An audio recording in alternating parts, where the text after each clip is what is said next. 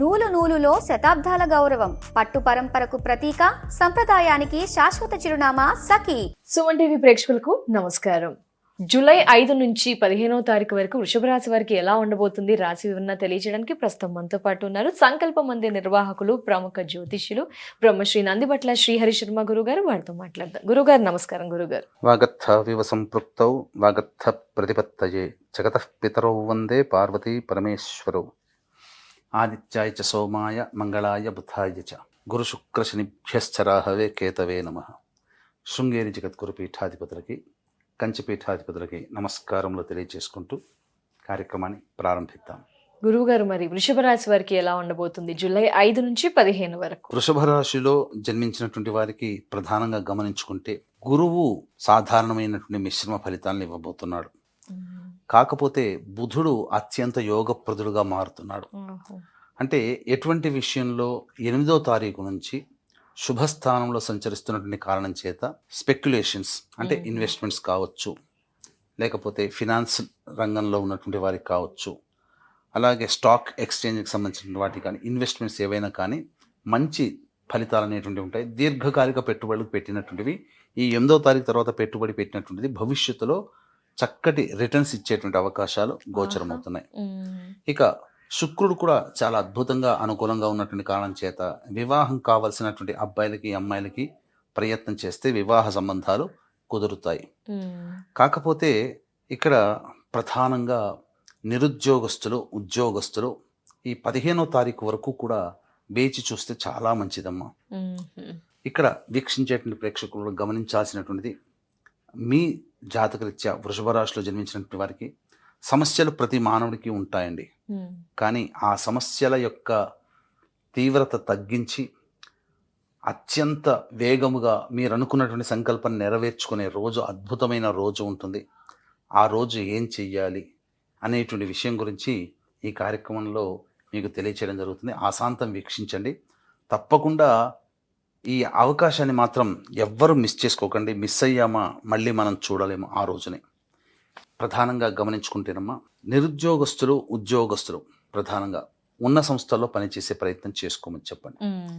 వేరే సంస్థలకి ప్రయత్నం చేస్తే అనుకూలం కాదు. 15వ తారీఖు తర్వాత ప్రయత్నాలు చేస్తే నిరుద్యోగస్తులకి ఉద్యోగం, వేరే సంస్థల్లో బదిలీ కోసం ప్రయత్నం చేసే వాళ్ళకి మంచి ఫలితాలు అనేటువంటివి కలుగుతాయి. ఇక ప్రధానంగా శని యొక్క అనుగ్రహం కూడా సంపూర్ణంగా ఉండడం వల్ల అన్ని పనుల యందు కూడాను కష్టపడి పని చేస్తే ఖచ్చితంగా ఫలితం ఉంటుంది. ఇందులో సందేహం లేదు. అయితే ఇక్కడ రాశిలోనే కుజుని యొక్క తత్వాన్ని అర్థం చేసుకుని వృషభ రాశి వారు ప్రయత్నం చేయాలి. అంటే ఈ రాశిలోనే కుజ సంచార ప్రభావంలో దుందుడుకు స్వభావం ఉంటుంది, స్పీడ్ డెసిషన్స్ ఉంటాయి, ఏ పని చేయాలన్న ఉత్సాహం ఉంటుంది. ఆ ఉత్సాహం ఏమాత్రం తగ్గకుండా కష్టపడి పని చేస్తూ ఆ ఉత్సాహాన్ని ఎదుటివారి మీద కమాండ్ చేసి ఫలితం పొందాలి అనుకునే దానికంటే అదే రెట్టించిన ఉత్సాహంతో మీరు కష్టపడుతూ పని చేయగలిగితే వృషభ రాశిలో జన్మించినటువంటి వాళ్ళకి అద్భుతమైనటువంటి ఫలితాలు చూస్తారు. రాహు చాలా యోగిస్తున్నాడు. అనుకున్నదల్లా చూసిద్ది కావాలనుకునే మనస్తత్వం ఉంటుంది. కానీ ఆ మనస్తత్వం ఉంటే సరిపోదు, దానికి తగ్గట్టుగా కష్టపడాలి. ఆ కష్టపడడానికి కుజుడు ఎనర్జీ బూస్ట్ పాయింట్ ఇస్తాడు. కష్టపడిన దానికి చక్కటి శుభ ఫలితాలని శని లాభస్థానంలోని ఫలితాలను ఇస్తున్నాడు. ఉన్న దోషమల్లా కూడా గురువు యొక్క అనుగ్రహం లేకపోవడం. కాబట్టి ఈ గురువు యొక్క అనుగ్రహాన్ని పొందే ప్రయత్నం చేసుకుంటే ఇక ఈ వృషభ రాశిలో జన్మించినటువంటి వాళ్ళని ఇంకా ఎవ్వరూ ఢీకొట్టలేరు. ఉద్యోగస్తులు, నిరుద్యోగస్తులు మాత్రం జాగ్రత్తగా పాటించుకోవాలి. వివాహం కావలసినటువంటి అమ్మాయిలకి అబ్బాయిలకి వివాహ సంబంధాలు ప్రయత్నం చేస్తే కుదురుతాయి. సంతానపరంగా ఉన్నటువంటి వాళ్ళకి మంచి శుభ ఫలితాలు పొందుతారు. కాకపోతే కేతుగ్రహ ప్రభావం, ఒకవైపు రాహు యోగిస్తూ ఉన్నటువంటి కారణం, కేతువు అర్ధాష్టమ కేతు ప్రభావం, పనులలో ఆటంకాలు. సహజంగా కేతువు అనుకూలత ఉండదు ఎవరికైనా కానీ, అంటే వైరాగ్యాన్ని కలగచేస్తాడు. కాబట్టి ఎంతో ఉత్సాహంతో పని మొదలు పెడుతున్నటువంటి వాడికి కేతువు పరీక్షిస్తున్నట్టుగా ఉంటుంది, వైరాగ్యం వైపు నెట్టుకొస్తాడు.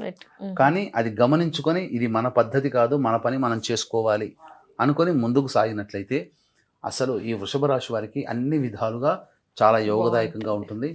అయితే సమస్యలంటూ లేని వాళ్ళంటూ ఉండరు. ఎంత గ్రహాలు ఎంత గొప్పగా ఉన్నా సమస్యలు అనేటువంటివి ఉంటాయి.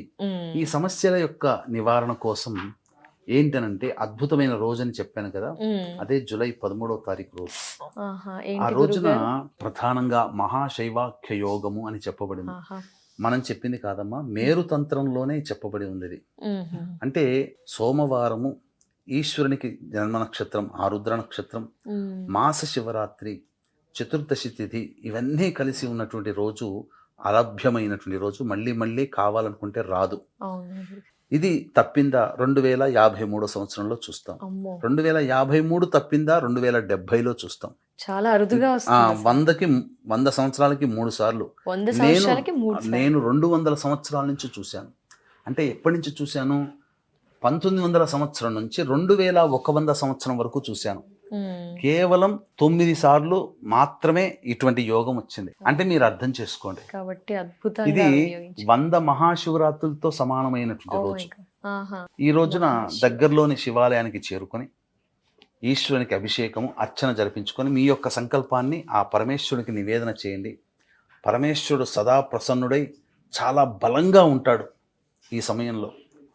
కాబట్టి ఇక్కడ సంబంధించి మన పీఠం ఆధ్వర్యంలో ఈ యొక్క పరమేశ్వర అనుగ్రహం అందరికీ అందించాలనే సదుద్దేశంతో అరుణాచలంలో కానీ శ్రీకాళహస్తిలో కానీ శ్రీకాళహస్తి. జాతకరీత్యా కలుగు విద్య, వివాహ, ఉద్యోగ, దాంపత్య, అనారోగ్య సమస్యల నివారణకి, అలాగే మేష, మిథున, కర్కాటక, సింహ, కన్య, వృశ్చిక, ధనస్సు, కుంభ, మీన రాశిలో జన్మించినటువంటి వారికి శనిదోష నివారణ పూజలు, ఆరోగ్యం కోసం మృత్యుంజయ హోమం, తాంత్రిక ప్రయోగ బాధల నివారణకి, దిష్టిదోష నివారణకి సుదర్శన హోమము, మ్మ్. అలాగే రాహుకేతులు, కాలసర్పదోష నివారణకి రాహుకేతులకు సంబంధించినటువంటి హోమము, అలాగే ప్రధానంగా నవగ్రహాల యొక్క అనుగ్రహం సంపూర్ణంగా కలగాలి కాబట్టి నవగ్రహ పాశుపత హోమము.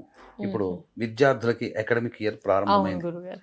కాబట్టి వీటికి సంబంధించినటువంటి సరస్వతి దక్షిణామూర్తి హోమాలు జరిపించి కరుంగలి మాల ఇవ్వడం జరుగుతుంది. మ్మ్. ఇది కేవలం 54 మందికి మాత్రమే అయ్యో, అవకాశం. ఆన్లైన్. కావున 13వ తారీఖు సాయంకాలం అమృత ఘడియలు 4 గంటలకి ప్రారంభమవుతుంది. కాబట్టి 3 గంటల లోపల వీక్షిస్తున్నటువంటి ప్రేక్షకులు కాల్ చేసి నమోదు చేసుకోవచ్చు. మ్మ్. ఇక గమనించుకున్నట్లయితే రోజువారీ కార్యక్రమాల్లో ఏ విధంగా ఉండబోతుంది? ఆదాయ 5, వ్యయ ఖర్చులు. 5, 6, 7, 8 ఈ తేదీలలో అన్ని విధాలుగా బాగుంటుంది. ఖర్చుకు మించిన ఆదాయాలు లభిస్తాయి. మ్మ్. మంచి శుభ ఫలితాలు పొందుతారు. అలాగే విందులు, వినోదాలు కుటుంబ సభ్యులతో పాల్గొంటారు. ఖర్చులని, సమస్యలన్నీ తీర్చుకోగలుగుతారు. సంతోషంగా ఉంటారు. ఇక 9, 10 తేదీల్లో ఏ పని చేయాలన్న ఆసక్తి ఉండదు. అనవసర ప్రయాణాలు, ప్రతి పనులలో ఆటంకాలు అనేటువంటివి ఉంటాయి. ఇక 11, 12 తేదీలలో చూసుకున్నట్లయితే పెండింగ్లో ఉన్నటువంటి పనులని పూర్తి చేసుకుంటారు. మ్మ్. దంపతులు కలిసి ఎక్కడికైనా కలిసి వెళ్ళాల్సినటువంటి వచ్చే అవకాశం ఉంటుంది. అలాగే ఆదాయం కూడా చాలా చక్కగా ఉంటుంది. సంతోషంగా ఉంటారు. మ్మ్. 13, 14 ఈ తేదీలలో ప్రభుత్వ పరముగా చలాన్లు కట్టేటువంటి అవకాశం ఉంటుంది. మ్మ్. కాబట్టి జాగ్రత్తలు పాటించాలి. అలాగే ఖర్చులు అధికంగా ఉంటాయి. కుటుంబ సభ్యులతో వాగ్వివాదాలు అనేటువంటివి ఉంటాయని చెప్పవచ్చు. 15వ తారీఖు మాత్రం అన్ని విధాలుగా బాగుంటుంది. సంతోషంగా జీవిస్తారు. రాని బాకీలు వసూలవుతాయి. ఖర్చులు అన్నీ కూడా తీర్చుకోగలుగుతారని చెప్పవచ్చు. ఏం పరిహారాలు ఏమైనా చేయాలి అంటారా గురువు గారు? ఈ యొక్క వృషభ రాశిలో జన్మించినటువంటి వారు ప్రధానంగా దత్త అష్టకము, సుబ్రహ్మణ్య భుజంగ స్తోత్ర పారాయణము రోజుకి 3 సార్లు పఠించండి. చాలా మటుకు సమస్యలు తగ్గుముఖం పడతాయి. అలాగే జూలై 13వ తారీఖు రోజున మాత్రం ఈ అవకాశాన్ని ఎట్టి పరిస్థితుల్లో మిస్ చేసుకోకండి. శివాలయంలో అభిషేకం, అర్చన జరిపించుకోండి. వీలు కుదరలేదు, ఇంకా మనకు దైవబలం కావాలి ప్రత్యేకంగా అనుకున్నప్పుడు అరుణాచలంలో కానీ శ్రీకాళహస్తిలో కానీ మన పీఠం ఆధ్వర్యంలో సాయంకాలం 4 గంటలకి ప్రారంభమయ్యే కార్యక్రమంలో మీ గోత్రనామాదులు నమోదు చేసుకోవచ్చు. ధన్యవాదాలు గురువు గారు. నమస్కారం. సర్వం శ్రీ ఉమామహేశ్వర పరబ్రహ్మార్పణమస్తు.